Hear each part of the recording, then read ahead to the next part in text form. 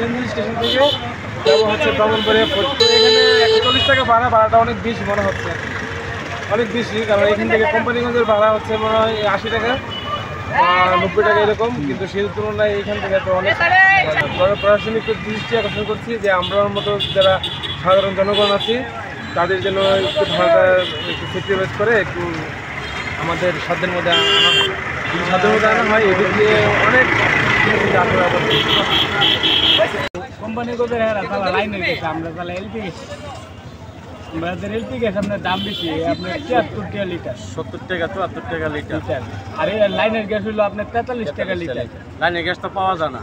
লাইনের গ্যাস লইতে গেলে আমরা বাউন্ডারি হলো গ্যাসের হনি, আমরা বাউন্ডারি গ্যাস দিয়ে অল বাংলাদেশ চলতেছে, কিন্তু আমরা গ্যাস পাইতেছি না, বুঝছেন নি?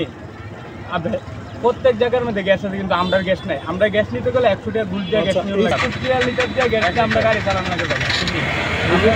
আমরা গ্যাস দিয়ে অল বাংলাদেশ 400 টাকা গ্যাস জায়গা থেকে আপনার চলে 400 টাকার গ্যাস জায়গা। ভাড়া বেশি, কিন্তু গ্যাসটা কুলাইতে পারতেছে না। একজন মানুষের গাড়ি ভাড়া দিয়া 500 টাকা গাড়ি ভাড়া দিয়া এরপরে সারাদিন খাইতে দেখা যাচ্ছে 500 টাকা করে নিতে পারে না। 500 টাকা যায়, 500 টাকা যায়, আসার সময় আবার খালি আইতে হয়। আমরা তো বানাতে সিরিয়াল হতে না, ওইখান থেকে সিরিয়াল দেওয়া হয়।